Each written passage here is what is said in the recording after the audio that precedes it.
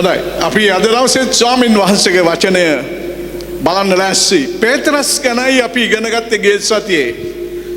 මාර්ගරිට් මතක් කෙරුවා, මමත් ඔබට මතක් කෙරුවා. පේතරස් හැරෙනතුරුම ස්වාමින් වහන්සේ පේතරස්ගේ පසුපස ආවා. ආමෙන්. පේතරස් හැරුණයින් පස්සේ මැරෙනතුරු ස්වාමින් වහන්සේත් එක්ක උන්වහන්සේගේ මාර්ගයේ උන්වහන්සේගේ දේ කරමින් උන්වහන්සේ අනුව ගියා. ශ්‍රද්ධාවන්තයනි, පේතරස්ට කාලයක් ඇදි තේරුණා ස්වාමින් වහන්සේ අපිව කැඳවලා තියෙන්නේ ස්වාමින් වහන්සේ කරන දේවල් කරන්නට, ස්වාමින් වහන්සේ කියන දේවල් කරන්නටයි අපිව කැඳවලා තියෙන්නේ කියලා පේතරස්ට අවබෝධයක් ආවා. මොකද ස්වාමින් වහන්සේ ඉගැන්වූ සමහර දේවල් කෙරෙහි මම දැක්කා අනිත් ගෝලයින්ටත් වැඩියෙන් පේතරස් දේව වචනය කෙරෙහි අවධානයෙන් සහ අවධාරණයේ ආත්මය ඇතුව ඔහු යොමු වෙලා හිටියා. අපි ගිය සතියේ දේව වචනය කිව්වා පේතරස් ස්වාමින් වහන්සේගේ අභියසේ මුහුද මතුපිට ඇවිදගෙන ස්වාමින් වහන්සේ වෙතට ඔහු ගියා කියලා. ශ්‍රද්ධාවන්තයනි, වෙන කාටවත් එවැනි අදහසක් ඇවිත් නැහැ. ගෝලයෝ තව කීප දෙනෙක්, තවත් 11 දෙනෙක් විතර ඇතුළ හිටියා. සමහර විට තවත් අය හිටියද දන්නේ නැහැ. කවුරුවක්වත් ඒ වගේ අභියෝගයක් ස්වාමින් වහන්සේ ඉස්සරහ පිටට ගෙන එන්න, කවුරුවක්වත් ඒ වගේ අභියෝගයකට ස්වාමින් වහන්සේගෙන් ඒ අභියෝගයට ප්‍රතිචාරයක් ඉල්ලන්න කවුරුත් ඉදිරිපත් උනේ නැහැ. නමුත් අපිට පේනවා පේතරස් ස්වාමින් වහන්සේ ඉස්සරහ පිට ඔහු කිව්වා, ස්වාමිනී ඔබ ස්වාමින් වහන්සේ නම්. මොකද මං කිව්වා අලුයම් වෙලාවේ උන්වහන්සේ පැමිණියේ හරියාකාර උන්වහන්සේ සම්බන්ධව හොඳ දර්ශනයක් තිබුණේ නැහැ, ආලෝකයක් තිබුණේ නැහැ. නමුත් උන්වහන්සේ කතා කළ වචන හා උන්වහන්සේගේ ස්වාමිකත්වයේ තිබෙන ආධිපත්‍යයේ බලය ඔහු දැනගත්තා. වෙන කාටවත් මුහුද මතුපිට මෙහෙම එන්න විදිහක් නැහැ. එහින්දා ඔහු කිව්වා, ස්වාමිනී ඒ ඔබ නම් ඔබ වෙතට මුහුද පිට මට එන්න අණ කරන්න කියලා. මම මේ කියන්නේ මතෙව් 14 වෙනි පරිච්ඡේදයේ අපි එදා කිව්වා අවු කොටස, අන්තිමට කිව්වා අවු කොටස. ස්වාමින් වහන්සේ කිසි පැකිලීමක් නැතුව කිව්වා පේතරස් වරින් කියලා.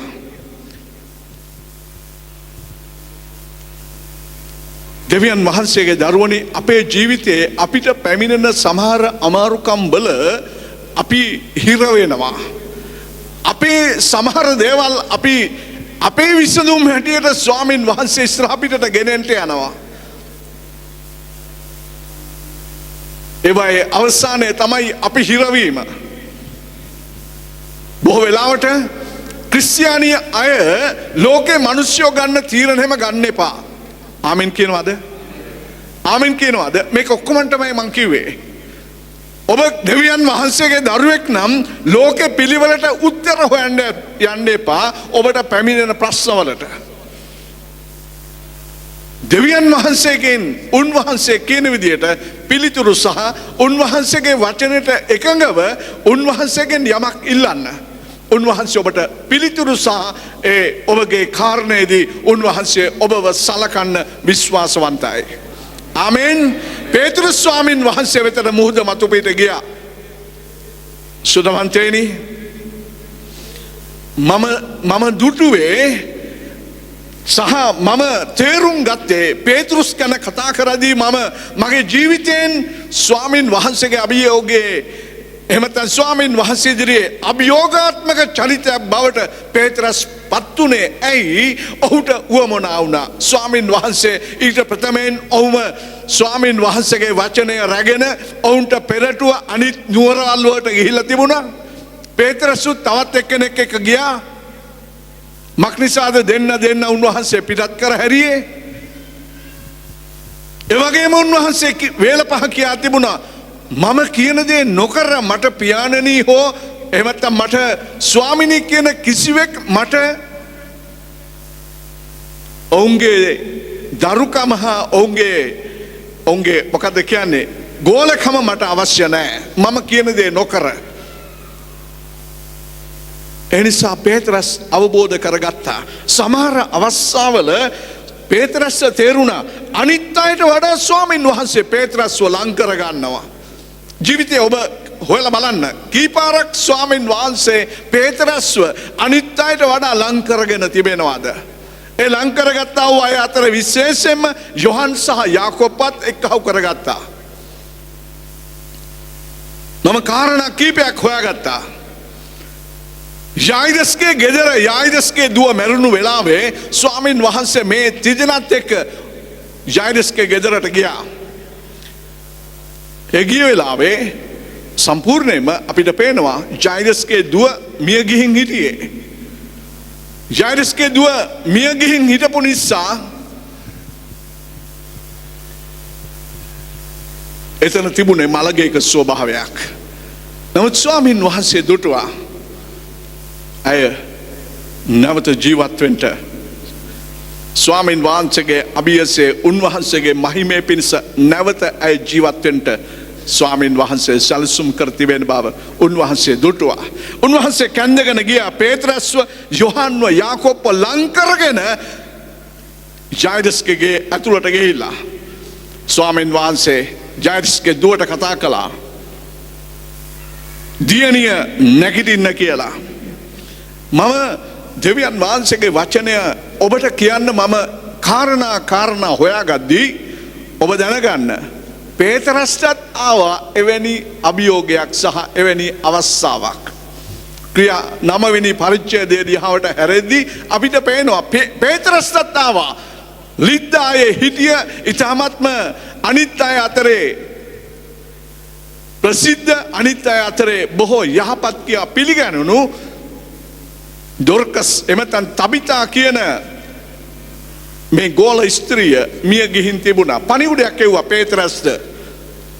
අපිට බොහෝ උදව් කළ අපිට බොහොම උපකාර කළ දොර්කස් මිය ගියා. ඇවිත් උදව් කරන්න කියලා.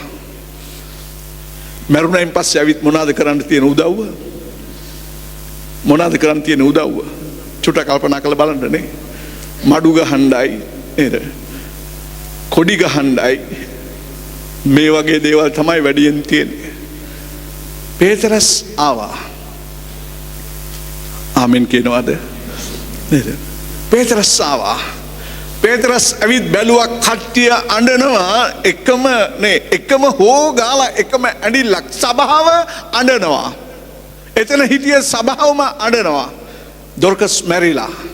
ඔක්කොම අයින් කෙරුවා. ඔක්කොමම අයින් කරලා පේතරස් හැරුණා බිත්තිය දෙසට. හැරිලා ස්වාමින් වහන්සේට යාඥා කරලා හැරුණා දොර්කස් දෙසට. හැරිලා කිව්වා දොර්කස් තබිතා නැගිටින්න කියලා. ආමෙන්. සුදවන්තේනි මතක තබා ගන්න. අපිව ස්වාමින් වහන්සේ කැනෙව්වේ උන්වහන්සේව අනුගමනය කරන්නමයි. ආමෙන්. මේක තේරුම් ගන්න. ක්‍රිස්තියානි කාර්ය හුඟක් වෙලාවට එක චරිත එක පුද්ගලින්ම අනුගමනය කරනවා. මම ඒක දැකලා තියෙනවා මෙහෙත් ලංකාවෙත් සහ අනිකුත් සභාවලත් මම අහලා තියෙනවා. අරය අනුගමනය කරන්නේ අරයව, අරය අනුකරණය කරන්නේ අරයව, අරය අනුකරණය කරන්නේ අහවල් කෙනාව. ඒ සමහර අය ඒ විදිහටයි ක්‍රියා කරන්නේ. කවුරුවක්වත් ක්‍රිස්තුස් වහන්සේව අනුගමනය කරනවද? ඒ තැනැත්තා ස්වාමින් වහන්සේ තුල බලවත් මිනිසෙක් වෙන්න යනවා. ආමෙන්. ඒක තමයි සත්‍යතාවයේ දෙවියන් වහන්සේගේ දරුවනේ. යමෙක් ක්‍රිස්තුස් වහන්සේව ඔහු ලියනවා. පේතරස් පහු කාලයක ලියනවා. ඔහුගේ යවුම් පත්‍රයේ අපි උන්වහන්සේගේ අඩිපාරේ යනු පිණිස නුඹලා උන්වහන්සේගේ අඩිපාරේ යනු පිණිස උන්වහන්සේ අපිට ආදර්ශයක් දීලා ගිය තනන් වහන්සේ. ආමෙන්. ආමෙන්. සුදවන්තේනි පේතරස් හරි ඉක්මන් කෙනෙක්. හරි ඉක්මන් සමහර දේවල් ඉක්මනින් පැනලා කතා කෙරුවා. ඔහුගේ තිබිච්ච එහෙම වෙන්නේ එක පැත්තක හේතුවක් තමයි ජෝලිතමත්කම. ආමෙන්. ජෝලිතමත් ආත්මෙන් හරි ජෝලිතමත්. ඒ නිසා අනිත් අය කරනකම් බලන් ඉන්නේ නැහැ. ඔහු ඉක්මනින්ම සමහර දේවල් ස්වාමීන් වහන්සේගේ අභියසේ ඔහු පැනලා ඔහු ක්‍රියා කළා මිනිස්සෙක්. ඒක හොඳ පැත්තකට වගේම ඒක නරක පැත්තකට ගියා කියලා අපිට පේනවා. දේවචනයේ දෙස බලද්දී අපිට පේනවා එක අවස්ථාවක ස්වාමීන් වහන්සේ ඇහුවා මම කවුරු කියලාද මිනිස්සු කියන්නේ? නොඑක් පිළිතුරු ගෝලයෝ කිව්වා ස්වාමිනී ඔබ යොහන් බෞතිස්ත කියලා කට්ටිය කියනවා, ඔබ යෙරමියා කියලා කියනවා, ඔබ අනාගත වක්තුරුන්ගෙන් කෙනෙක් කියලා කියනවා. ලෝකෙ මිනිස්සු සහ ඔබ වහන්සේව අනුගමනය කරන්නේ නැති අය ස්වාමීන් වහන්සේ ගෝලෙන්ගෙන් ඇහුවා උඹලා මම කවුරු කියලාද කියන්නේ කියලා. පේතරස් අනිත් අය උත්තර දෙන්න ඉස්සරලා ඔහු පෙරට නැකිටලා ඔහු කිව්වා ඔබ ක්‍රිස්තුස් වහන්සේ. ආමෙන්. ඔබ ක්‍රිස්තුස් වහන්සේ ජීවමාන දෙවියන් වහන්සේගේ පුත්‍රයා. හලෙලූයා. අපිට පේනවා ක්‍රිස්තුස් වහන්සේ කිව්වා මේක පේතරස් මේක මාංශයෙන් හා රුධිරයෙන් ලබන්න පුළුවන් පිළිතුරක් නෙමෙයි, මේක පියාණන් වහන්සේගෙන් ලැබෙන්න ඕන එළිදරව් කිරීමක්. ආමෙන්. ශුද්ධවන්තයනි, ඒක තමයි ඇත්ත. අපි සමහර දේවල් දෙවියන් වහන්සේගේ පාමුල ඉද්දී අපි උන්වහන්සේගෙන් ලබා ගන්න ඉගෙන ගන්න බොහෝ දේවල් තියෙනවා. හලෙලූයා. ඔබ මම ස්වාමීන් වහන්සේගේ අභියසේ අපි උන්වහන්සේගේ බොහෝ දේවල් අපි ලබාගත යුතුමයි. නැවතී සිටිය යුතුමයි දේව අභියසේ.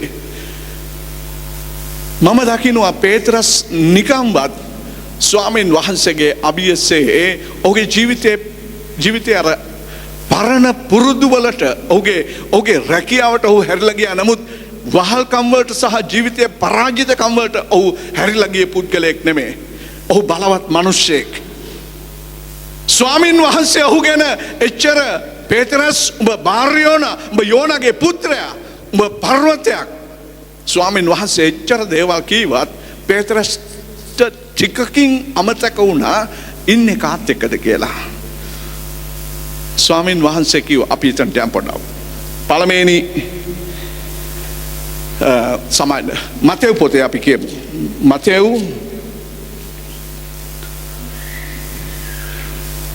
16 වෙනි පරිච්ඡේදයේ 21, 22 සහ 23. යේසුස් වහන්සේ තමන්ගේ මරණය හා මලුන්ගේ නැවත නැගිටීම ගැන කලින් කීම. එවක් පටන් යේසුස් වහන්සේ තමන් යෙරුසලමට ගොස් වැඩිමහල්ලන්ගෙන්ද නායක පූජකයන්ගෙන්ද ලියන්නන්ගෙන්ද බොහෝ දේ විඳින්නටත් මරණු ලබන්නටත් තුන්වෙනිදා නැගිටිනු ලබන්නටත් ඕනෑ බව ගෝලයන්ට දන්වන්නට පටන් ගත් සේක. ස්වාමීන් වහන්සේ ගෝලයින් එක කතා කර ඉන්න අවස්ථාවක කිව්වා මේ පොළවට පැමිණි කාරණාව. ආමෙන් කියනවාද? අපි මොනවාටද ඇවිත් තියෙන මේ පොළවේ? ඔබ ඉතාලියට ආවේ මොකටද? මොකක්ද ඔබගේ අරමුණ? මේ පොළවේ ජීවත් වීමේ අරමුණ මොකක්ද? අරමුණ මොකක්ද? අරමුණු ගොඩක් ඇති. නමුත් ඒ අරමුණු අතරේ ඔබට දැන් තිබෙනවා සදාකාලික පහනවන අරමුණක් සහ සදාකාලික බලාපොරොත්තුවක්. ආමෙන්. ජේසුස් ක්‍රිස්තුස් වහන්සේ නිසා මතක තබා ගන්න ඒක කොයි වෙලාවෙවත් කොයි අවස්ථාවෙවත් ජීවිතයේ දෙවෙනි තුන්වෙනි සහ සිව්වෙනි තැන්වල තියන්න යන්න එපා. ස්වාමීන් වහන්සේ ඔබගේ ජීවිතයේ මුලින් සහ පළමුවෙන් සිටිය යුතුමයි. ආමෙන්. නමුත් උන්වහන්සේ ආපු කාරණාව කිව්වා. උන්වහන්සේ කිව්වා මම යෙරුසලමට යනවා, වැඩිමහල්ලෝ නායක පූජකයෝ ලියන්නෝ මොනවද කරන්නට යන්නේ? මාව මරන්නට යනවා. මට බොහෝ වේදනාවන් දෙන්න යනවා. නමුත් මම තුන්වෙනිදා නැවත නැගිටින්න යනවා කියලා ස්වාමීන් වහන්සේ කීවා. ගෝලින්ට කිව්වා. 22 සහ 23 කියමු පුතේ. එවිට පේත්‍රස් උන්වහන්සේ කැඳවා තරවටු කරන්නට පටන්ගෙන ස්වාමිනී එය ඔබ කෙරෙන් දුරු වේවා. ඔබට කිසි කලකත් එසේ සිද්ධ නොවන්නේ යයි කිවේය. දැන් අපිට පේනවා මේ උත්තරයත් එක්ක පේතෘස් කොහොමද ස්වාමීන් වහන්සේ ගැන ඔහුගේ තිබිච්ච ආකල්පය, ඔහුගේ තිබිච්ච ස්වාමීන් වහන්සේ සම්බන්ධව ඔහුගේ ඇතුළාන්තේ ඇඳිලා තිබිච්ච චිත්‍රය මොකද්ද? ඔහුගේ අදහස වෙලා තිබුණා ක්‍රිස්තුස් වහන්සේ කවදාකවත් මැරෙන්නේ නැහැ. ආමෙන්. සුදවන්තයනි, ඒ අදහස ඊශ්‍රායල් සෙනග අතරේ තිබුණා. මොකද්ද? ක්‍රිස්තුස් වහන්සේ ආපුවම මෙසියා ආපුවම අපිට රාජ්‍ය නැවත දෙවියන් වහන්සේගේ රාජ්‍ය පිහිටවල දෙනවා. උන්වහන්සේ දාවිත්මෙන් අපේ එන්ඩේර වෙලා අපිත් එක්ක සදාකල් ජීවත් වෙනවා කියන ඒ අරමුණ ඊශ්‍රායල් සෙනග අතරේ තිබුණා. සමහර විට පේතරස්වත් මේක තිබුණද දන්නේ නැහැ. මොකද ඔවුන් දෙවියන් වහන්සේගේ වචනේ ඉගෙන ගත්තා වූ ස්වාමින් වහන්සේගේ විවස්සාවේ තිබුණු කාරණාවල් ගැන අවබෝධයක් ඇත්තා වූ සෙනගක්ව සිටියා. ඔහු කෙලින්ම කිව්වා ස්වාමින් වහන්සේව කැඳගෙන ගියා. මේ උන්වහන්සේ කැඳවලා මොනවද කිව්වේ? තරවටු කෙරුවා. ඔහුට එහෙම කරන්න ඔහුගේ වයස හැටියට පුළුවන්කමක් තිබුණා. නේද? ඔහුගේ ජීවිතයේ මැදි වයසට ඔහු ඇවිත් සිටි කෙනෙක්. ක්‍රිස්තුස් වහන්සේ තාමත් යෞවනයෙක්. එනිසා ස්වාමින් වහන්සේව කැඳගෙන ගිහිල්ලා ස්වාමිනී ඒක කවදාකවත් වෙන්න දෙන්නේ නැහැ. ඒක කවදාකවත් සිද්ධ නොවේවා. ඒක ඔබෙන් දුර වේවා. කිසි කලකත් එහෙම වෙන්නේ නැහැ. ස්වාමීන් වහන්සේ කොට කමක් නැහැ පේතුරුස් කියලා. උන්වහන්සේ මොනවද කිව්වේ? 23. නමුත් උන්වහන්සේ හැරි පේතරස්ට කතා කොට සාතන් මා පස්සට යව. නුඹ මට බාධාවක්ය. මක් නිසාද නුඹ මනුෂ්‍යයන්ගේ කාරණා මිස දෙවියන් වහන්සේගේ කාරණා කල්පනා කරන්නේ නැතයි කිව්සේ. කෙලින්ම ස්වාමීන් වහන්සේ පේතරස් තුලින් කතා කළා වූ සාතන්ට තරවටු කෙරුවා. එතනින් අදහස් කෙරුවේ නෑ පේතරුස් සාතන් කියලා තේරුම් ගන්න. දැන් සාමාන්‍යයෙන් බලද්දී අපිට එහෙම තමයි තේරෙන්නේ නේ. සාතන් පේතරුස් තුලින් කතා කෙරුවා. ස්වාමින් වහන්සේ දැක්කා. උන්වහන්සේගේ අදහස වෙනස් කරන්න, උන්වහන්සේගේ ආපු කාරණේ වෙනස් කරන්න අදහස් අරගෙන එනවා. උන්වහන්සේ කිව්වා නුඹ මට බාධාවක්. සාතන් පස්සට යමන් උඹ මට බාධාවක්. මක් නිසාද? උඹ මනුෂ්‍යයන්ගේ කාරණා මිස දෙවියන් වහන්සේගේ කාරණා කල්පනා කරන්නේ නැහැ. දැන් අපිට පේනවා අපිට සමහර වෙලාවට දෙවියන් වහන්සේගේ වචනේ දෙස බලද්දී අපිට හැඟෙනවා, අපිට දැනෙනවා දෙවියන් වහන්සේගේ දරුවනේ අපි කොච්චර හැදෙන්න තියෙනවද? අපි කොච්චර නැමෙන්න තියෙනවද? අපි කොච්චර දෙවියන් වහන්සේ ඉස්සරහා පිට අපේ ජීවිතය අපි පිළියෙල කරගන්න යුතුව තිබෙනවද? අපේ මමත්වය, අපේ තිබෙන යම් උඩඟුකම් අපි කොච්චර නමාගන්න යුතුව තිබෙනවද දෙවියන් වහන්සේගේ අභියසේ? ඔබ හිතනවද පේතරුස් මොනවද කරන්න ඕනේ? අපි වගේ කෙනෙක් නම් මොනවද කරන්න ඕනේ? මොනවද කරන්නේ? නේ සාතන් පස්සට යම කියලා කිව්වනම් මොනවද? චන්දිකට කිව්වනම් චන්දික නේ මොන හරි කියලා කිව්වනම් සාතන් ඵලයන් කිව්වනම් පස්සකට චන්දික කොහොම වෙයිද? ඔබ කොහොමද? දෙවියන් වහන්සේගේ දරුවනේ මතක තබා ගන්න. අපිට අපේ දෙවියන් වහන්සේගේ අභියසේ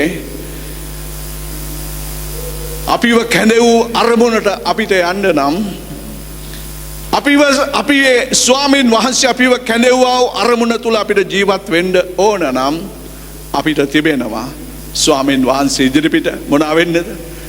අපේ මමත්වය, අපේ තිබෙන උඩඟුකම්, අපේ තිබෙන උද්දච්චකම් මොනවද කරන්න ඕනේ? බීමට දාලා පාගන්නම වෙනවා. ආමෙන්. මගේ උද්දච්චකම වෙන කෙනෙක් පාගලා හරියන්නේ නැහැ. මම්ම පාගලා දාන්න වෙනවා. හොඳට මතක තබා ගන්න. අපි යටත් නොවන තාක්කල් දෙවියන් වහන්සේගේ අභියසේ අපි නැමෙන් නැති තාක්කල් දෙවියන් වහන්සේ කවදාකවත් අපිව උඩට නම් ඔසවන්නේ නෑමයි. හැබැයි අපි යටහත් වෙන්න ගියොත් දෙවියන් වහන්සේගේ අභියසේ මොනවද වෙන්න යන්නේ? අපිව ස්වාමීන් වහන්සේ උඩට විතරක් නෙමෙයි ඉහළටම උන්වහන්සේ ඔසවන්න ලෑස්ති. හලෙලූයා. අපිට ඊට පස්සේ පේනවා දවස් කීපයකට පස්සේ ස්වාමීන් වහන්සේ අන්වෙසක් වෙච්ච වෙලාවේ උන්වහන්සේ ඒ වෙලාවේ පේතරස් යොහන් යාකොබ්ව කැඳගෙන අනිත් අයගෙන් වෙන් කරගෙන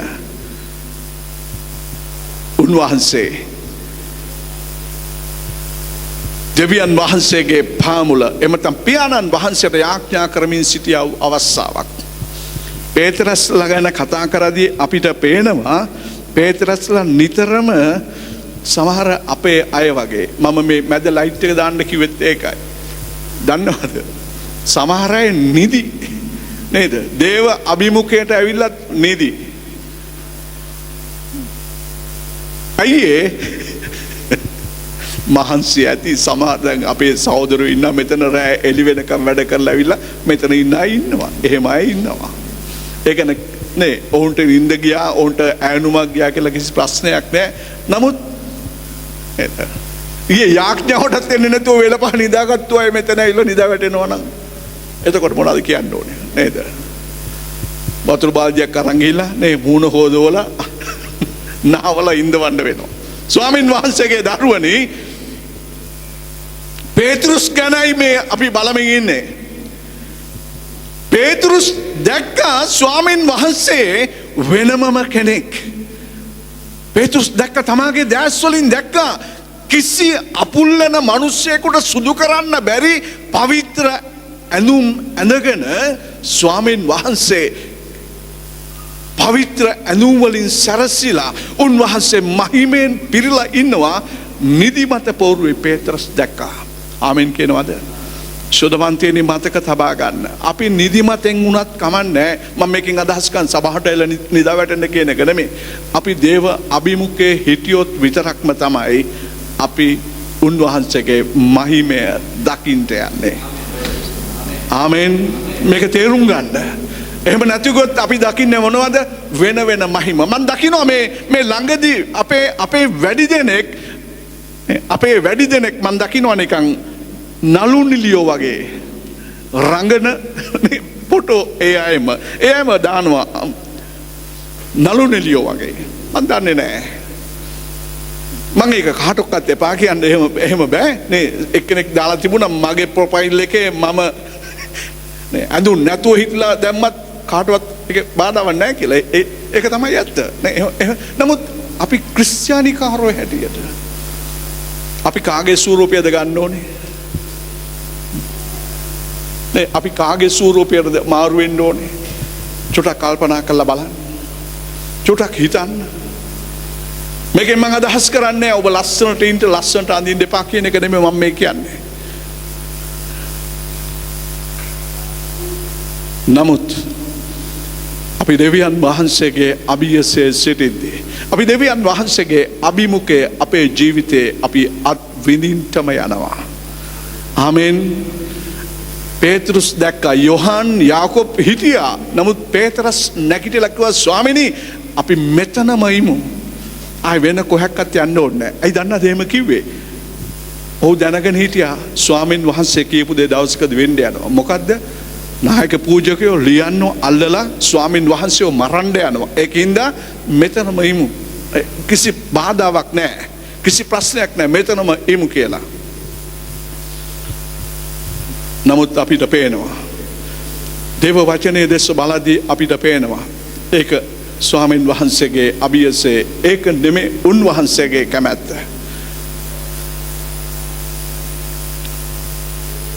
පේතරස් ස්වාමින් වහන්සේගේ පාමුල එක දවසක්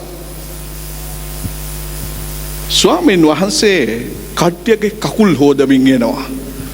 මේ කකුල් හොදනවා ස්වාමින් වහන්සේ පාද පිරිසිදු කරනවා. මේක සාමාන්‍යයෙන් ඊශ්‍රායල් දේශයේ තිබිච්ච දෙයක්. හොඳට තේරුම් ගන්න. නිවසට පිටස්තරෙක් ආපුවම ඔවුන්ගේ පාද සෝදවල තමයි ඔවුන්ම ගේ ඇතුළට ගන්න. ප්‍රධාන දේ තමයි දූවිලි. ඔවුන් ඇවිත් ඉඳගත්තේ බිම.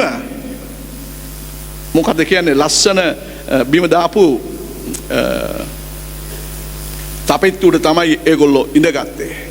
ඒක නිසා පාද සෝදල තමයි ඇතුළට ගත්තේ. පාද සෝදන්න කෙනෙක් නැත්නම් අඩු වශයෙන් ගේට ඇතුල් වෙන තැන අවශ්‍ය කරන පාද හොදන්න අවශ්‍ය කරන වතුර සහ ඒ පාද පිසදා ගන්න ඒ ඕන කරන දේවල් තියලා තිබුණා.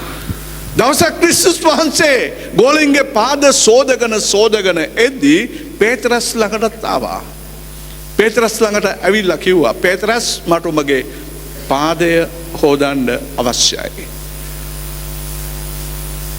පේතරස් දැනගෙන හිටියා මේ කවුද කියලා. ආමෙන් කියනවද? සුද්ධවන්තයනි ඒක තමයි ඇත්ත. පේතරස් දැනගෙන හිටියා මේ කවුද කියලා. අනිත් අයට වඩා මම ඔබට කීවේ පේතරස් වැඩියෙන්ම ක්‍රිස්තුස් වහන්සේ ගැන ඔහුගේ ජීවිතයේ ඔහු අත්දැකීමේ අභ්‍යන්තරයටම ගිහිලා තිබුණා. ඒ නිසා ඔහු කිව්වා ස්වාමිනී මට නම් ඔබට මගේ පාදය සෝදන්න දෙන්න බෑ. ඔහු කෙලිම කිව්වා බෑ දෙන්න බෑ ඕදන්න දෙන්න බෑ කියලා. නමුත් ස්වාමින් වහන්සේ මොනවද කිව්වේ? පේතරස් මම ඔබගේ පාද හේදුවේ නැත්නම් උඹටයි මටයි කිසිම සම්බන්ධතාවයක් නැහැ. පේතරස්ට ඒ වචන වැදුණා නිකන් ඇතුළ කඩාගෙන යන තරමටම. එනිසා ඔහු ස්වාමිනී පාද විතරක් නෙමේ මාව නාවන්න මාව මුළුමනින්ම පවිත්‍ර කරන්න කියලා. නමුත් ස්වාමීන් වහන්සේ කිව්වා නෑ අවශ්‍ය කරන්නේ පාද සේදීම විතරයි. මොකද නාපු අය පවිත්‍රයි. පාදවල තමයි දූවිලි තිබෙන්න පුළුවන්. ඒ නිසා පාද සෝදපුවම ඇති.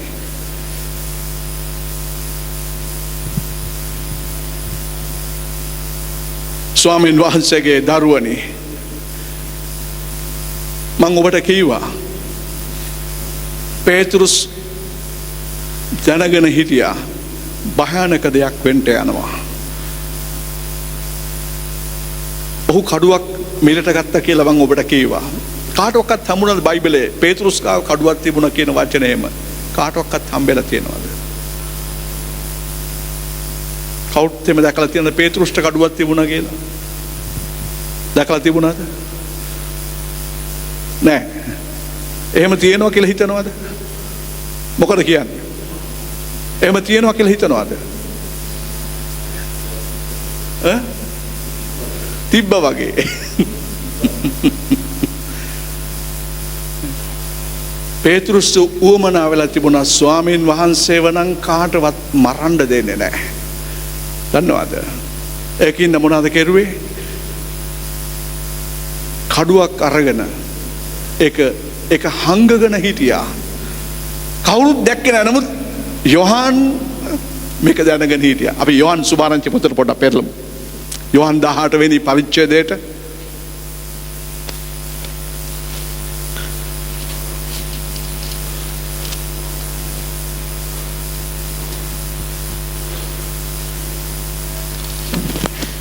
යොහාන් 18 ඉක්මනින් මම පෙරලන්න.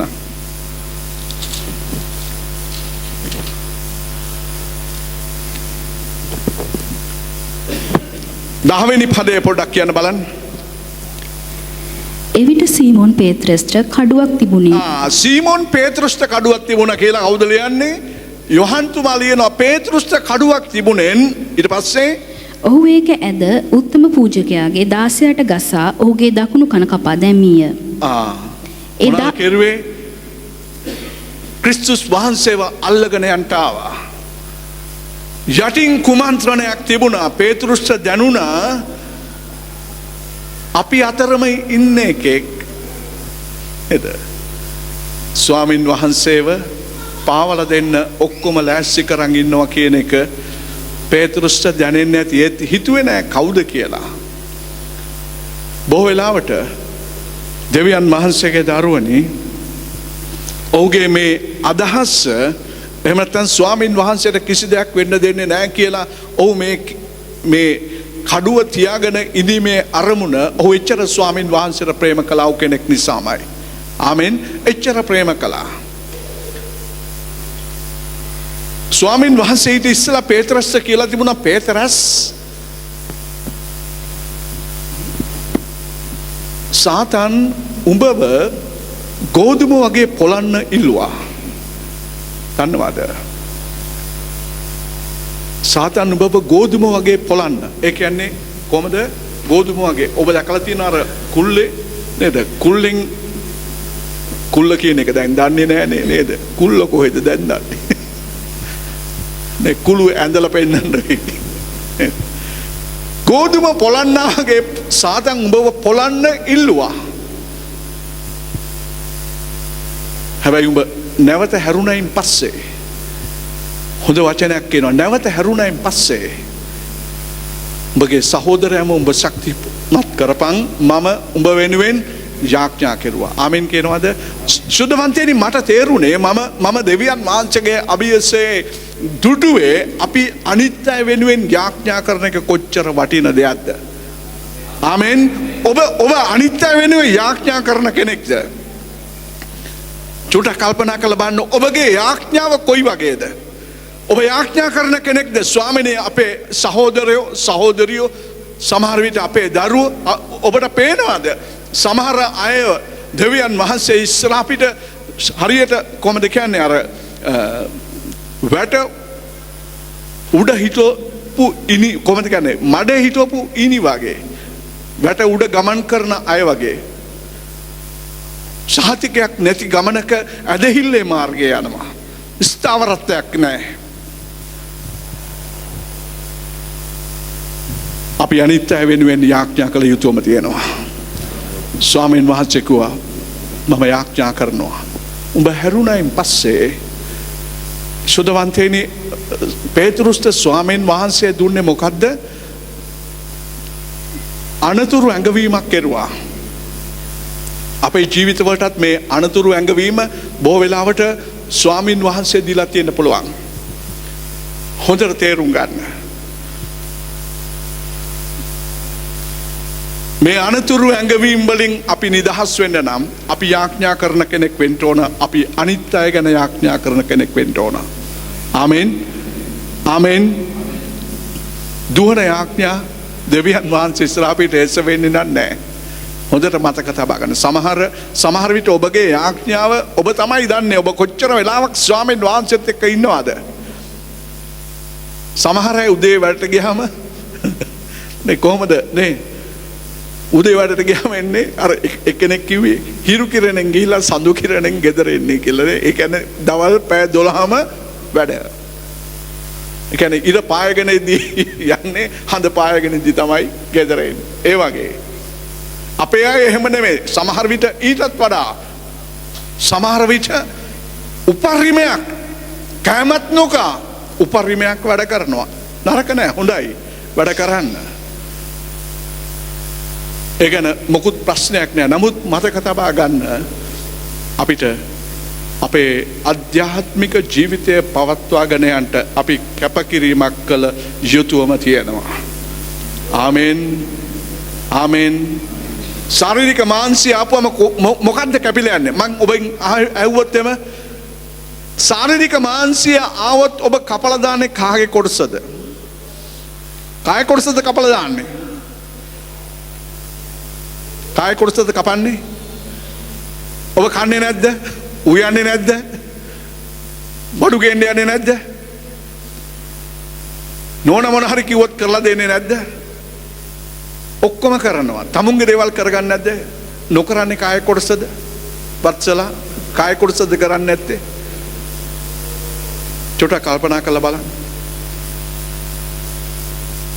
උදේට යාඥා කරන්නේ නැහැ නේ? රැට යාඥා කරන්න දා ගන්නවා. ඇයි ඒ උදේට මහන්සි වැඩට යන්න තියෙනවා, පාන්දර යන්න තියෙනවා, නැගිටින්න තියෙනවා. ඒකින්ද ඒක හවසට දා ගන්නවා. හවස එනවා පාන් කියා ගන්නත් බැරි විදියට එනවා. එහෙම නේ උපාලි? පාන් කියා ගන්නත් බැරි විදියට ඇවිල්ලා කොහොම හරි ඇඟපත හොදගෙන තියෙන දෙයක් කොටා බාලා මොනවද කරන්නේ? ඇඳට නැගලා ස්වාමීන් වහන්සේ දන්නව නෙමෙයි නේ. හුඟක් වෙලාවට එහෙම තමයි. ස්වාමීන් වහන්සේ දන්නව නෙමෙයි මගේ බැරිකම. මේ චුට්ටක් අපි කවුරු හින්දාද මේ ස්වාමීන් වහන්සේ සුභාරංචියට ගිහිල්ලාද? දෙවමෙහන් වලට ගිහිල්ලාද? ඔබ අතර කී දෙනාද මේ බයිබල් පාඩම් වලට ඉන්නේ? චුට්ටක් කල්පනා කරන්න. කී දෙනාද බයිබල් පාඩම් වලට ඉන්නේ? දේව වචනේ ඉගෙන ගන්නත් නේ විනාඩි 45ක්වත් පූජා කරන්න බැරි අය ඉන්නවා. ඇයි එච්චරටම වැඩ? ඒකනේ අපිට එච්චරටම වැඩ. හැබැයි මොකක්ද අරමුණ? මොකක්ද අරමුණ? ස්වර්ගයට යන්න. පේත්‍රස්ල වගේ වෙන්න නේ. අරමුණ නම් හොඳයි, නමුත් අරමුණට යන්න ක්‍රියා කළ යුතුව තිබෙනවා. ශුද්ධවන්තයනි, යාඥාව නම් අත්‍යවශ්‍යමයි. ආමෙන්. යාඥාව නම් අත්‍යවශ්‍යමයි. අඩු වශයෙන් වෙන අය ගැන යාඥා කරන්න අවස්ථාවක් නැත්නම් අඩු වශයෙන් ඔබ ගැනවත් ඔබේ පවුල ගැනවත් යාඥා කරන්න. එහෙම නැතුගොත් ඔබටම පෙනෙයි ඔබගේ පවුලේ කඩාවැටීම. ඔබටම දැනෙයි ඔබගේ පවුලේ අයගේ තිබෙන ආත්මික පිරිහීම. ඒක තමයි ඇත්ත. වෙන කවුරුත් නෙමෙයි, තමුන්ගේ පවුලේ පිරිහීම තේරෙයි. දෙමව්පියෝ අඬයි, පියවරු අඬයි, මව්වරු අඬයි. අපේ දරුවෝ කීකරුනේ, අපේ දරුවෝ හදාගන්න බෑ. අපේ දරුවෝ අපි කියන දේ ආන්නේ නැහැ. ලොකුණායින් පස්සේ අහන්නේම නැහැ තමයි නේද? මේ රටේ බලාගෙන ඉන්නවා 16 පවුණෙන් පස්සේ නේ 17 18 වගේ එද්දි ගැම්මක් ගන්න බලාගෙන ඉන්නවා.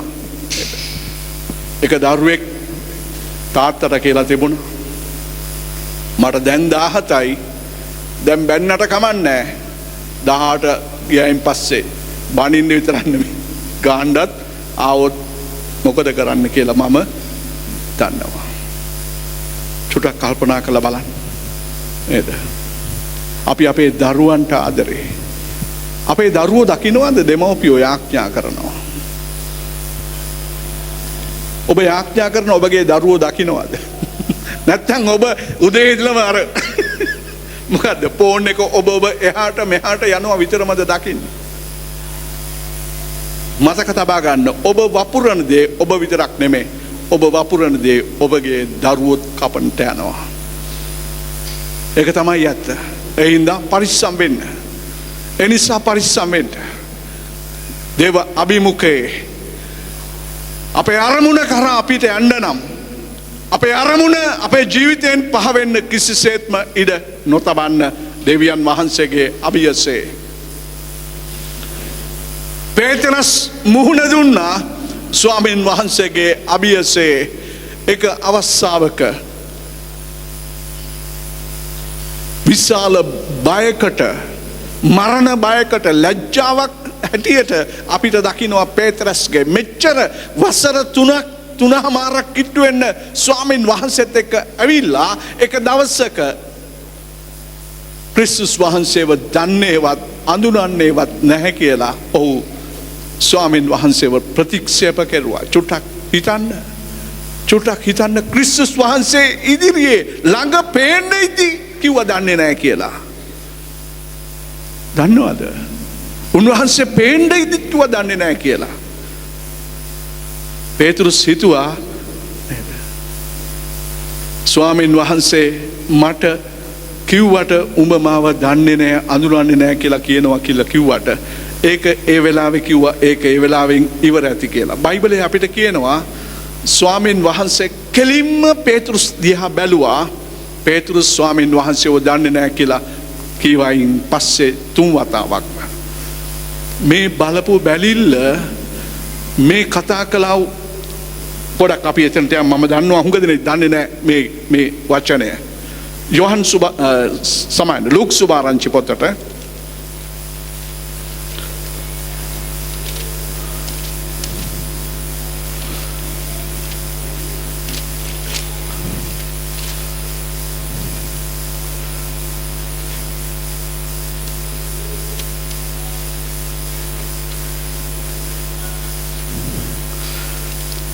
අපි කියමු ලූක් 22 වෙනි පරිච්ඡේදයේ පුතේ 54 වෙනි පදේ ඉඳන් පොඩ්ඩක් පල්ලෙහාට කියමුකෝ.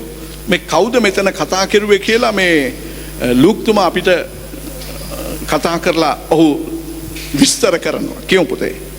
පේත්‍රත් විසින් නාදුනිමි කීම. ඔහු උන්වහන්සේ අල්වාගෙන යන්නාහු උත්තම පූජකයාගේ ගෙදරට ගෙන ගියෝය. එහෙත් පේත්‍රස් ඈතින් පස්සේ ගියේය. ඔවුන් ශාලාව මැද ගිනිපත්තු කොට එකතුව හිඳගෙන උන් කල පේත්‍රස් ඔවුන් මැද හිඳගත්තේය. එවිට එක් යෞවනියක් ඔහු ගිනි ළඟ ඉන්නවා දැක ඔහු දෙස හොඳට බලා මොහුත් ඔහු සමග සිටියේයයි කීවාය. නැත ස්ත්‍රිය, මම ඔහු නාදුනනිමි ඔහු කීවේය. ස්වල්ප වේලාවකට පසු වෙන කෙනෙක් ඔහු දැක නුඹත් ඔවුන්ගෙන් එක්කෙනෙක් යයි කීවේය. පේත්‍රස්ද මනුෂ්‍ය මම එසේ නොවේමි කීවේය. පැයකට පමණ පසු තවත් එක්කෙනෙක් කතා කොට සැබෑවටම මොහුත් ඔහු සමග සිටියේය. මක් නිසාද මොහු ගලිලේ කියයි සැක නොකොට ස්ථීර ලෙස කීවේය. පේත්‍රස්ද මනුෂ්‍ය නුඹ කියන දේ නොදනිමි කීවේය. එකෙනෙහිම ඔහු කතා කරද්දීම කුකුලා හඬලීය. ස්වාමින් වහන්සේ හැරි පේත්‍රස් දෙස බැලූසේක. ස්වාමින් වහන්සේ හැරි පේතරස් දෙස බැලුවා. ස්වාමින් වහන්සේට ගහලා උදෑසන වෙනකන් උන්වහන්සේව පැත්තකට දාලා තිබුණා පිලාත් ළඟට ගෙනියන්න. ඈතින් ගිහිලා පේතරස් බලාගෙන හිටියා මොනවද ස්වාමින් වහන්සේට වෙන්න කියලා. ඒ අතරතුර තමයි තුන්දෙනෙක්ම ඇවිල්ලා ඔහුට කළා වූ මේ චෝදනාව එමෙතන් ඔහුට ගෙනාවා වූ උන්වහන්සේගේ ගෝලෙක් කියන කතාවට ඔහු කිව්ව නැහැ මම දන්නෙත් නැහැ අඳුරන්නෙත් නැහැ. උන්වහන්සේව ප්‍රතික්ෂේප කළා. කුකුලා හඬලද්දීම පේතෘස්ට මතක් වුණා විතරක් නෙමෙයි ස්වාමින් වහන්සේ කෙලින්ම පේතරස් දෙස බැලුවා.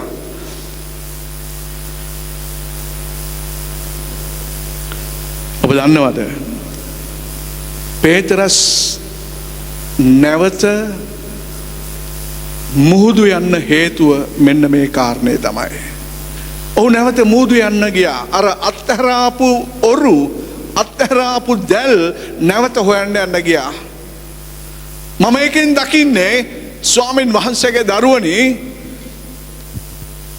අපේ ජීවිතයේ අඩුපාඩු සහ සමහර විට දුර්වලතාවයන් වෙන්න පුළුවන්. නමුත් අපි හැරිලා හදාගන්න ලෑස්ති නම් ඒ ගැන අපේ අභ්‍යන්තරයේ උවමනාවක් සහ අවශ්‍යතාවයක් තිබෙනවා නම් ස්වාමින් වහන්සේ ඔබව හදලා පිළිගන්න ලෑස්ති.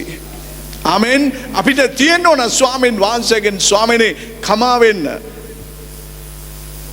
උනේ වැරද්දක් කියලා සමාව ඉල්ලන්න පුළුවන් හදවතක් අපිට තියෙනවා නම් ස්වාමින් වහන්සේගේ අභියසය ඉතාමත්ම අනර්ගයි, ඒක ඉතාමත්ම උසස් කියලා මම ඔබට කියන්න කැමතියි. මේ කාරණේ හින්දා ස්වාමින් වහන්සේ මලවුන්ගෙන් නැවත නැකිටලා ස්වාමින් වහන්සේ ඔවුන් අතරේ පෙනුනත් පේතරස්ට බැරුව ගියා ස්වාමින් වහන්සේගේ මූණ කෙලින් බලන්න. පේතරස්ට බැරුව ගියා ස්වාමින් වහන්සේ ඉස්සරහට ගිහිල්ලා ඉස්සරලා වගේ ඉන්න.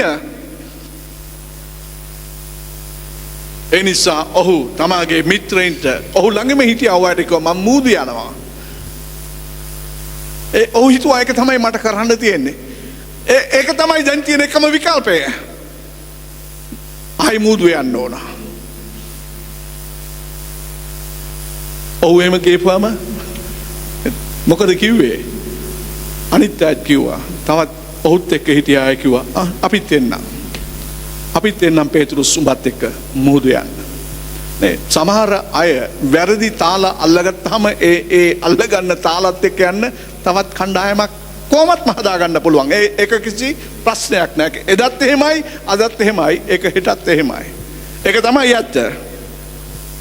ස්වාමින් වහන්සේගේ අභියසේ ස්වාමින් වහන්සේ රාත්‍රියේ මේ අය මුහුදු ගියත් උන්වහන්සේ පසුදා උදෑසනම වෙරළේ හිටියා මුහුදු ගිය කට්ටිය එනකම්. බලාගෙන ඉඳලා ඇව්වා උන්වහන්සේ කතා කරලා දරුවනි උඹලා ළඟ කණ්ඩ මොන හරි තියනවාද? ඇයි ස්වාමින් වහන්සේට දන්න ඉන්නෙත් බඩගින්නේ දන්නවද? උන්වහන්සේ දැක්ක ඇතුළාන්තයේ තියෙන ගින්න කුසගින්න දැක්කා. ඇහුවා ගෝලයින්ගෙන් උත්තරයක් ආවා. මොනවද? කොහොමද? නෑ අපි සමහරගෙන් කොහොමද කියලා අහපුවම මොනවද එන උත්තරේ? සමහර ක්‍රිස්තියානි අය පවා වගේ කොහොමද කියලා අපවම ඔය ඉන්නවා නේද?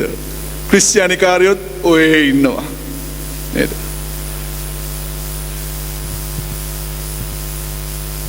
එක්කෙනෙක් කිව්වා ස්වාමිනේ මුකුත් නැහැ. දැනන් හිටියේ නෑ මේ කවුද කියලා. මුකුත් නැහැ කිව්වා. ස්වාමීන් වහන්සේ කිව්වා දකුණු පැත්තෙන් දාපන් දැල එතකොට අහුවේ කියලා. මේක කියද්දිම මතක් වුණ මුල් දවසේ ස්වාමීන් වහන්සේ පේතුරුස්ලාට යොහන්ලාට කියපු වචනය මතක් වුණා. යොහන් කිව්වා පේතුරුස් ඉන්නේ ස්වාමීන් වහන්සේ. දන්නවද?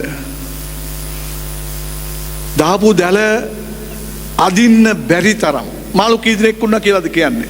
කාටද මතක? මාළු කී දෙනෙක් දෙපෙරලා නම් හොයන්න එපා. මතකෙන් ඇහුවේ බයිබල් දැනීම සේරෝ. බයිබලේ කියවන්න වෙලාවක් නෑ නේ. නේද? හැබැයි සමහර අය පාස්ටර්ස්ලා වෙන්නත් උවමනාව තියෙන අය ඉන්නවා. නේද? දෙවියන් වහන්සේගේ වැඩ කරන්නත් ආසාව තියෙන අය ඉන්නවා. හැබැයි බයිබලේ කියවන්නේ නැහැ. දෙවියන් වහන්සේගේ දේවල් ඇහෙන ඒවා විතරයි. සමහර අය අහනවම විතරයි. හොඳ ඒවයි නරක ඒවයි ඔක්කොම අහනවා. ඇවිල්ලා නේ විස බීජ පුරවගෙන තමුන්ගේ අතුලාන්තයේ බොහෝ වෙලාවට තියෙන මේ කාලේ පේතුරුස් දැනගෙන හිටියා මොකද්ද? ඒ යුගයේ පවා ඔහු ලියනවා යවුම් පත්‍රවල පරිස්සම් වෙලා බොරු ගුරුවරු ඉන්නවා. ඔබ දන්නවද? පේතුරුස්ගේ පළමුවෙනි යවුම් පත්‍රය ඔහු කියනවා බොරු ගුරුවරු ඉන්නවා පරිස්සම් වෙලා. ඔහුගේ දෙවෙනි යවුම් පත්‍රය ඔහු කියනවා මිනිස්සු කියනවා ක්‍රිස්තුස් වහන්සේ එන්නේ නැහැ. කවුද කියන්නේ? සභාවේ අයම කියනවා එන්නේ නැහැ කියලා. බුදුමි කියන්නේ ඒක තමයි. අදහගත්තා වූ අයම කියනවා ක්‍රිස්තුස් වහන්සේ නැවත එන්නේ නැහැ. පේතුරුස් කියනවා උන්ගෙනුත් පරිස්සම් වෙලා. ශුද්ධවන්තේනි අද මේ යුගයේ තියෙන ඒ වගේම භයානක තත්වයක් සහ භයානක යුගයක්. ක්‍රිස්තුස් වහන්සේ ගැන මිනිස්සුන්ට බලාපොරොත්තුවක් නැහැ. ඒ කියන්නේ සභාවේ ඉන්න සෙනගට ක්‍රිස්තුස් වහන්සේ ගැන බලාපොරොත්තුවක් නැහැ. උන්වහන්සේ ආවොත් උන්වහන්සේත් එක්ක යන්න ලෑස්ති නැහැ. අපි හිතනවා ලෑස්ති කියලා. නමුත් මතක තබා ගන්න. ඔබ ලෑස්ති වෙන්න එපා. ඔබ ලෑස්ති වෙලා ඉන්න යන්න නම්. ආමෙන්. ආමෙන්. ලෑස්ති වෙමින් ඉන්න එපා. ලෑස්ති වෙලා ඉන්න යන්න නම්. ඒක තමයි ඇත්ත.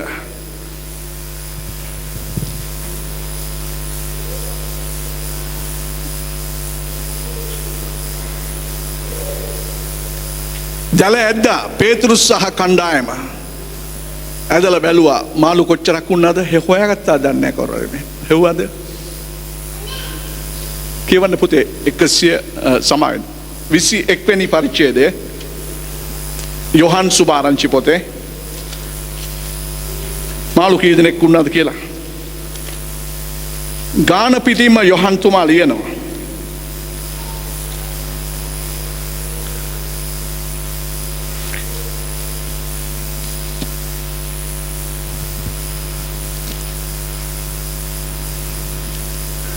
අපි කියමු පොඩ්ඩක් පස්වෙනි පදේ ඉන්න පොඩ්ඩක්. එවිට යේසුස් වහන්සේ දරුවෙනි නුඹලා ළඟ කන්ට යමක් ඇද්දැයි උන්ගෙන් ඇසූසේක. ඔහු උන්වහන්සේට උත්තර දෙමින් නැතැයි කිව්වෝය. ඔරුවේ දකුණු පැත්තෙන් දැල් දමා පල්ලා. එවිට සම්බෙවේය උන්වහන්සේ උන්ට කීසේක. එසේ දැමූ කල මසුන් රාශිය නිසා දැල ඇද ගන්නට උන්ට බැරි විය. එබැවින් යේසුස් වහන්සේ ප්‍රේම කළ ගෝලයා පේත්‍රස්ට කතා කොට ඒ ස්වාමින් වහන්සේයි කීසේය. එවිට සීමොන් පේත්‍රස් ඒ ස්වාමින් වහන්සේ බව අසා තමා ඇඳුම් නැතිව සිටි බැවින් වස්ත්‍රයක් ඉනේ බැඳගෙන මුහුදට පැන්නේය. ඇයි මුහුදට පැන්නේ? මෙතන කියනවා ඇඳුම් තිබුණෙත් නැහැ කියලා. නේද? යට ඇඳුමක් සාමාන්‍යයෙන් මේ පිරිමි කෙනෙක් ඇඳුමක් අඳිනවමයි. යට ඇඳුමට අමතරව උඩින් ඇඳුමක් අඳිනවමයි. පේතුරුස්ගේ උඩින් අඳින ඇඳුමක් තිබුණේ නැහැ. එක්කෝ අමුඩයක් ගහලා ඉඳ ඇති එහෙම නැත්නම් වෙනත් ඇඳුමක් ඇඳලා ඉන්නේ නැති කොට එකක්. ස්වාමින් වහන්සේ ඉන්න නිසා මූණ දෙන්න බැරිකම තමයි එතන තිබුණේ. ඔහු මෙතන කියනවා කොහොමද? ඇඳුම් නැතුව සිටිය බැවින් වස්ත්‍රයක් ඉනේ බැඳගෙන මූදට පැන්නා. ඇයි ඒ? දැනගත්තා අත්හැරලා නැහැ දෙවියන් වහන්සේ. මත අත්හැරලා නැහැ ස්වාමින් වහන්සේ. උන්වහන්සේ පිටුපසින්ම හඹාගෙන ඇවිල්ලා තියෙනවා. තපඩක් කියමු පුතේ. එහෙත් අනිත් ගෝලයෝ මසුන්ගෙන් පිරුණු දැල ඇදගෙන කුඩා ඔරුවෙන් ආවෝය. මක්නිසාද ඔහු වෙරළට නුදුරුව රියන් 200ක් පමණ ඈත සිටියෝය. මෙසේ ගොඩ බැස්ස විට ඔහු එහි ගිනි අඟුරුද ඒ පිට මාළුද තිබෙන බවද රොටිද දුටුවෝය. නුඹලා දැන් ඇල්ලූ මසුන්ගෙන් ගෙනෙල්ලා යයි යේසුස් වහන්සේ උන්ට කීසේක. එබැවින් සීමෝන් පේත්‍රස් ඔරුවට නැගී ලොකු මසුන් 153 දෙනෙකුගෙන් පිරුණු දැල ගොඩට ඇද්දේය. කී දෙනෙක්ද? 153 දෙනෙක්. අපිට යොහන්තුමා කියනවා ලොකු මාළු 153ක් හිටියලු. අදින්න බැරි තරමට දැල බරව තිබුණා. හැබැයි දැල ඉරුණේ නැත. ඔවුන් ගොඩට ආව. මම විශ්වාස කරන පේතරස් ප්‍රමාද වුණා එන්න. ඔහු කල්මැරුවා ස්වාමීන් වහන්සේගේ අභියසයට එන්න. ඇයි ඇවිත් කොහොමද මුහුණ දෙන්නේ? මම ඔබට කියන්නේ අපි පසුබට වෙච්චාම අපි දුර්වල වෙච්චාම අත්හරින්න එපා දෙවියන් වහන්සේව. ආමෙන් කියනවාද? අත්හරින්න එපා. එහෙම නොවන කිසි කෙනෙක් නැහැ. ඔබ අය අතරේ ඔබ ඔක්කොමන්ට මේ තත්ත්වයට මුහුණ දෙන්න සිද්ධ වෙන්න පුළුවන්කම තියෙනවා. පේතරස් සිද්ධ වුණා නම් අපි ගැන තව මොන කතාවද? කෑම කාලේ ඉවරුණායින් පස්සේ ස්වාමීන් වහන්සේ පේතරස්ගෙන් ඇහුවා, පේතරස් උඹ මේවට වැඩිය මට ප්‍රේම කරනවාද? සුදවන්තේනි ඇව්වේ අනිත් ගෝලයෝ ගැන නෙමෙයි. අර අත්හැරපු ඔරු දැල් සහ ඒ ආම්පන්න දිහා ස්වාමීන් වහන්සේ පෙන්නලා ඇව්වා, පේතරස් මේවට වැඩිය උඹ මට ප්‍රේම කරනවාද? ඔහු කිව්වා, ඔව් ස්වාමිනේ මම ඔබට ආදරෙයි කියලා. ස්වාමීන් වහන්සේ මොනවද කෙරුවේ? පේතරස්ට ස්වාමීන් වහන්සේ මෙතන කියනවා 3 ප්‍රකාර නියමයන් ඔහුට ලබා දුන්නා කියලා. ඇයි ස්වාමීන් වහන්සේ දැක්ක පේතරස් කියන්නේ පුදුම දෙවියන් වහන්සේගේ අභියස සවිමත් මිනිසෙක්. ඔහු හරියට තිබ්බොත් ඔහු හරියට යන්න යනවා. ආමෙන් කියනවාද? හරියට ගොඩ නැගෙන්නයි ඕනේ. හරියට ගොඩ නැගුණේ නැත්තම් නේද? මෙතන හරියන්නේ නැහැ. අතන තමයි තැන. එතනට ගියාම නේ එතන හරියන්නේ නැහැ. අතන තමයි තැන. ඔබ දන්නවද ලංකාවේ ක්‍රිස්තියානි අයත් රෞමයන් අය ඉන්නවා. හරියට ඉන්නවා දැන්. එක තැනක ස්ථිර නැහැ. මම ඔබට කියන්නම්. ඔවුන් කල්පනා කරනවා මේ පොළවේ ලෞකික සහ භෞතික දේවල් තමයි ක්‍රිස්තුස් වහන්සේගෙන් ලබා ගන්න ඕනේ. ඇයි මුන් දේශනා කරන්නේ මෙව්ව හැටියට? දැන් පරිවර්තනය වෙලා අවසානයි සභාවේ සමහර දේශනා. ඒක තමයි කනගාටු, ඒක තමයි භයානක, ඒක තමයි සෝචනීයම තත්වය දෙවියන් වහන්සේගේ දරුවනි. මිනිස්සුම වෙන වෙන පැතිවලට යොමු කරලා වෙන වෙන ආකල්ප සහ වෙන වෙන අරමුණු ඔවුන්ගේ ජීවිතවලට රිංගවලා. ඒ නිසා තමුන්ගේ අරමුණු සහ තමුන්ගේ බලාපොරොත්තු ඉෂ්ට නොවෙච්චාම ඔවුන් නොඑක් තැන්වලට නොඑක් ස්ථානවලට අර හාස්කම් පුදුම බලමින් කැරකෙන සෙනඟක් බවට ක්‍රිස්තියානීන් පත් වෙලා ඉන්නවා. ශ්‍රී ලංකාවේ සහ සමහර විට තවත් ඉදිරියට දැනෙයි. ඉතාලියෙත් එහෙම තමයි. ශ්‍රී ලාංකිකෝ එහෙම තමයි කියලා. ඒක තමයි කනගාටුව. ඒක තමයි දුක හිතෙන කතාව දෙවියන් වහන්සේගේ දරුවනි. ස්වාමින් වහන්සේ පේතරස්ස කිව්වා හලෙලූයා මගේ බැටළු පැටවුන් පෝෂණය කරපන් ඔබ. දන්නවද පොඩක් කියමුද පුතේ 15 වෙනි පදේ 21:15 මෙසේ ඔවුන් කෑ පසු යේසුස් වහන්සේ සීමොන් පේත්‍රස්ට කතා කොට යොහන්ගේ පුත්‍ර වූ සීමොන් මොවුන්ට වඩා නුඹ මට ප්‍රේම කරනවාදයි ඇසූසේක. මෙතන මේ මොවුන්ට කියලා තියෙන්නේ වර්ධව හිතන්න එපා. ඒකේ පරිවර්තනය වැරදි. එකෙන් එතනින් ස්වාමීන් වහන්සේ ඇහුවේ මේ දේවලට වඩා ඉංග්‍රීසි බයිබලයේ තාමත් පැහැදිලිව තියෙනවා මේ දේවලට වඩා. ඒ කියන්නේ ඔරු දැල් සහ ඒ ආම්පන්න වලට වඩා more than this එමයි අහලා තියෙන ඉංග්‍රීසි බයිබලයේ ඔබ මට ප්‍රේම කරනවාද? මොනවද කිව්වේ? එසේ ස්වාමිනී මා ඔබට ආදරය ඇති බව ඔබ දන්නවා. මොනවද කිව්වේ? මාගේ බැටළු පැටවුන් පෝෂණය කරපන්. ආමෙන් කියනවද? තාම පැටවු. ඒ පැටවුව පෝෂණය කරපන්. ඊට පස්සේ තව පොඩක් පල්ලෙහාට පුතේ උන්වහන්සේ මගේ බැටපටුවන් පෝෂණය කරපැන්න ඔහුට කීසේක. නැවතත් දෙවෙනි වරත් යොහන්ගේ පුත්‍ර වූ සීමොන් නුඹ මට ප්‍රේම කරනවාදැයි ඔවුන්ගෙන් ඇසූසේක. ඔහු එසේ ස්වාමිනී මා ඔබට ආදරේ ඇති බව ඔබ දන්නාසේකයි උන්වහන්සේට කීවේය. උන්වහන්සේද මාගේ බැටළුවන් පාලනය කරපන්නයි ඔහුට කීසේක. පළමුවෙන් බැටළු පැටවුන් පෝෂණය කරපන්. දෙවෙනෝ කියනවා මාගේ බැටළුවන් පාලනය කරපන්. තව පොඩක් කියමු පුතේ. උන්වහන්සේ තුන්වෙනි වර ඔහුට කතා කොට යොහන්ගේ පුත්‍ර වූ සීමොන් නුඹ මට ආදරේදයි ඔවුන්ගෙන් ඇසූසේක. තුන්වෙනි වර මට ආදරය යේසුස් වහන්සේ තමාගෙන් ඇසූ බැවින් පේත්‍ර දුකට පැමිණ ස්වාමිනී ඔබ සියල්ල දන්නාසේක. මා ඔබට ආදරේ ඇති බව ඔබ දන්නාසේකයි උන්වහන්සේට කීවේය.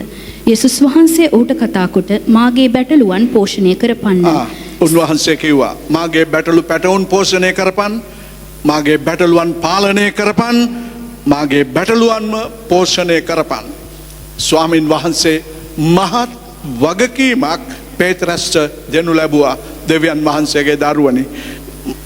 පේතරස් සැබවින්ම අපිට පේනවා බය අඩු ආත්මයක් තිබුණා වගේ අපිට පෙවුනට නමුත් ඔහු එක පැත්තකින් නිර්භීතයි. ඕ බය නැතුව හමුදාව මැදියේ අර මිනිස්යාගේ ගෙල කපන්න කඩුවෙන් ගැහුවා ක්‍රිස්තුස් වහන්සේව ආරක්ෂා කරගන්න උවමනාව තිබිච්ච නිසා. නමුත් කන තමයි කැපුණේ. ඔහු කන කපන්න නෙමෙයි ගෙල කපන්න තමයි ගැව්වේ. මතක තබා ගන්න.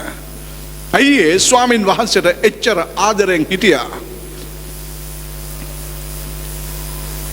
ස්වාමින් වහන්සේ ස්වර්ගයට යන්න ඉස්සරලා උන්වහන්සේගේ පොරොන්දුවේ ආත්මයෙන් ඔවුන් ස්වාමින් වහන්සේ බලවත් කරන සහතිකය දීලා ඔවුන් ස්වාමින් වහන්සේගේ අභියසේ මේ පොළවේ සභාවක් හැටියට ඔවුන් නවත්තලා ස්වාමින් වහන්සේ ගිහිල්ලා පියාණන් වහන්සේගේ අභියසෙන් ශුද්ධාත්මයන්න් වහන්සේව සභාවට එව්වයින් පස්සේ ඔබට පෙනෙනවා පේතරස් කොයි ආකාර ක්‍රියාවලියක ඔහු යෙදුණාද? ආමෙන් කියනවාද? ශුද්ධවන්තයනි අපි කැප වුණොත් දෙවියන් වහන්සේගේ අභියසේ උන්වහන්සේ අපිව බලවත් කරයි. ආමෙන්. අපි කැප වුණොත් විතරක් උන්වහන්සේ බලවත් කරයි. අපි කැප වුණේ නැත්නම් දෙවියන් වහන්සේ අපිව බලවත් කරන්න උන්වහන්සේට අවශ්‍යතාවයක් නැහැ. කුමක් වෙනුවෙන් බලවත් කරන්නද? කැප වුණොත් ස්වාමින් වහන්සේ බලවත් කරයි උන්වහන්සේගේ දේහා උන්වහන්සේගේ කාරණා ඉෂ්ට කරන්න. එහෙම නැතුව උන්වහන්සේ අපිව බලවත් කරන්නට උන්වහන්සේට අවශ්‍යතාවයක් නැහැ. ඒක තමයි ඇත්ත. උන්වහන්සේගේ දේ කරන්න උන්වහන්සේ පේතරස්ව බලවත් කෙරුවා. ඔහු නැගිට්ටා. ස්වාමින් වහන්සේගේ අභියසෙන් නැගිටලා අච්චර බය මිනිස්සයා මේ ගෑණියෙකුට හා මේ තවත් මිනිස්සු දෙන්නෙක් ඉස්සරහ පිට ක්‍රිස්තුස් වහන්සේව දන්නේවත් අඳුනන්නේවත් නැහැ කියපු මිනිස්සයා නැගිටලා ඔහු කෙලින්ම ඊශ්‍රායල් සෙනගට චෝදනා කෙරුවා. උඹලා කුරුසියේ අනගහලා මරපු ක්‍රිස්තුස් වහන්සේ උන්වහන්සේ ස්වාමින් වහන්සේ උන්වහන්සේ දේව පුත්‍රයා උන්වහන්සේ ගැලවුම්කාරයා හැබැයි උඹලම තමයි උන්වහන්සේව මැරුවේ. උන්වහන්සේ දැන් මලුන්ගෙන් නැවත නැගිටලා ජීවත් වෙනවා. අපි උන්වහන්සේගේ සාක්ෂිකාරයෝ කියලා. ආමෙන්. නොබියව කීවා. ස්වාමීන් වහන්සේ වූ බලයෙන් අරගෙන පාවිච්චි කරලා පළමුවෙන්ම දවසේ ස්වාමීන් වහන්සේගේ සභාවට 3000ක් ස්වාමීන් වහන්සේ කාසු කෙරුවා. සභාව ක්‍රමක්‍රමයෙන් දියුණු වෙලා වර්ධනය වෙලා ස්වාමීන් වහන්සේගේ සෙනග මුළු ලෝකේ පුරා සිසාරා ස්වාමීන් වහන්සේ ගලවන්න ස්වාමීන් වහන්සේ පිළියෙල කළා 12. ඊට අමතරව හිටියා අනිකුත් 70 සහ ගැලවීම ලැබූ දෙවියන් වහන්සේගේ සෙනගව උන්වහන්සේ අරගෙන පාවිච්චි කරනවා. මේ යුගයේ මන් දකින්නේ අපිට කියන්න සුභාරංචියක් නැහැ. අයියේ අපි ජීවත් වෙන්න වෙනම ආරංචියක. අපිට සුභාරංචියක් කියන්න අපිට සුභාරංචියක් නැහැ. මොනවද කියන්නේ? මම සභාවකට යනවා කියලා කියන්නද? එද වැඩක් නැහැ. ජීවිතේ මොකුත් නැහැ. ස්වාමීන් වහන්සේගේ අභියසයේ ඉද්දී අපි ගින්දර වගේ වෙන්න පුළුවන්. හැබැයි බොහොම ටික වෙලාවක් එළියට ගියාම අයිස් වලටත් වඩා සීත ආත්මික තත්වයන් වල ජීවත් වෙන්න එපා දෙවියන් වහන්සේගේ දරුවනි. මේ මිනිස්සයා තමාගේ මරණය දක්වාම ස්වාමීන් වහන්සේ ඉදිරිපිට විශ්වාසවන්තකමින් ස්වාමීන් වහන්සේට සේවය කළා විතරක් නෙමෙයි. ඔහු සභාව පුබුදුවාලන්න, අනිත් අයව පුබුදුවාලන්න, දෙවියන් වහන්සේ ඉදිරිපිට තිබෙන ආත්මික සංග්‍රහණයට ඔහුම ලෑස්ති කරන්න. ඔහුගේ කාලේ සෙනග මරද්දී ඔහුම ධෛර්යමත් කරන්න මේ බලවත් මිනිස්යාව ස්වාමීන් වහන්සේ අරගෙන පාවිච්චි කරුවා. පේතරස්ගේ චරිතය හොයලා බලන්න. මම මේ බොහොම කුඩා කොටස් ටිකක් තමයි ඔබත් එක්ක බෙදාගත්තේ. අවශ්‍යයි මේ යුගයේ පේතරස්ලා වගේ මිනිස්සුම. අවශ්‍යයි මේ යුගයේ ස්වාමීන් වහන්සේට කැපවීමෙන් පූජාවීමෙන් මෙහෙ කරන මිනිස්සුන්. කටින් පේතරස්ලා නෙමෙයි, ජීවිතයෙන් ස්වාමීන් වහන්සේගේ අභියස කැපවි වැඩ කරන අය ස්වාමීන් වහන්සේට අවශ්‍යයි. ශුද්ධවන්තයනි, කාලයේ ප්‍රකාරයට ඔබ සහ මම ස්වාමීන් වහන්සේ තුල කොච්චර ඉදිරියෙන් ඉන්න අවශ්‍යද? කල්පනා කරලා බලන්න. ඔබගේ කාලයේ ප්‍රකාරයට ඔබ ස්වාමීන් වහන්සේ තුල තවමත් ආත්මික බිලිඳෙක්ද? නොයසේ නම් ආත්මිකව මූකුරා ගිය ස්වාමීන් වහන්සේ ඉදිරිපිට පන්නරෙන් අලුත් වෙච්ච මිනිස්සෙක්ද? ඔබව ස්වාමීන් වහන්සේ ඉදිරිපිට මෙනෙහි කරලා බලන්න. ඔබව ස්වාමීන් වහන්සේගේ අභියසේ ස්වාමීන් වහන්සේගේ චරිතයත් එක්ක ඔබව තබලා බලන්න. පේතරස් තමාගේ ජීවිතය ක්‍රිස්තුස් වහන්සේ වෙනුවෙන්ම දෙනු ලැබුවා. ඔහුව රෝමේ කුරිසිපත් කරලා ඔහුව මරණු ලැබූ බව ඉතිහාසයේ ඔහු ගැන සඳහන් වෙනවා. ඔහු කිව්වා තමාව ක්‍රිස්තුස් වහන්සේ ඇනගැසූ විදිහටවත් ඇනගහන්න එපා කියන ඔහුත් සම්බන්ධව ලියවිච්ච පොත්වල ලියවිලා තියෙනවා. ඔහුව අනිත් පැත්තට ඔහුගේ පාද දෙක ඉහළට තබලා කුරිසිපත් කළා කියන එවැනි මරණයක ඔහු මරණයට පත්වෙච්ච බව තමයි ඔහු සම්බන්ධව ලියවිච්ච පොත්පත්වල තියෙන්නේ. මරණය දක්වා විශ්වාසවන්තව හිටියා. මරණය දක්වා ස්වාමීන් වහන්සේට මේ කළා. මරණය දක්වා ස්වාමීන් වහන්සේගේ වචනය තුල ඔහු සවිමත්ව සිටියා. අපි හැම කෙනෙකුව ස්වාමීන් වහන්සේ කැඳවලා තිබෙන්නේ පේතරස්ලා වගේ, යොහන්ලා වගේ, යාකොබ්ලා වගේ. බෙල්ල ගියත් මතක තබා ගන්න. අපිට පේනවා යොහන්ගේ සහෝදරගේ බෙල්ල දුන්නා. යොහන් විතරක් කියලා කියනවා සමහර විට වයසට ගිහලා මැරුණේ. නමුත් සමහර අය කියනවා නෑ යොහන්වත් වේද සාක්ෂිකයෙක් හැටියට මරණු ලැබුවා කියලා. අපි අය අතරේ වේද සාක්ෂික නොසිරියට කමන්නේ. විශ්වාසවන්ත සාක්ෂිකාරයෝ හැටියට අපි අපේ ජීවිත ස්වාමීන් වහන්සේ ඉදිරියට ගෙන යන්න අපි කැප වෙමු. අපි පූජා වෙමු. ස්වාමීන් වහන්සේ ඉදිරියට ඔබට තිබෙනවද එවැනි කැපවීමකට ඔබගේ ජීවිතය ඔසවන්න ධෛර්යයක්? එවැනි කැපවීමකට පූජාවීමකට ඔබගේ ජීවිතය නවන්න ඔබට තිබෙනවද ශක්තියක්? නොයසේ නම් අනිත් අය වගේ ඔහේ යන්න ක්‍රිස්තියානිකාරයෙක් හැටියට ඔබගේ දේවල් කරමින් අවස්ථාවක් තිබුණොත් ස්වාමින් වහන්සේගේ දේවලට ඔබ නැඹුරු වෙන්න කැප වෙන්න ඒ හැටියට ඔබ තීරණය කළා කෙනෙක්ද?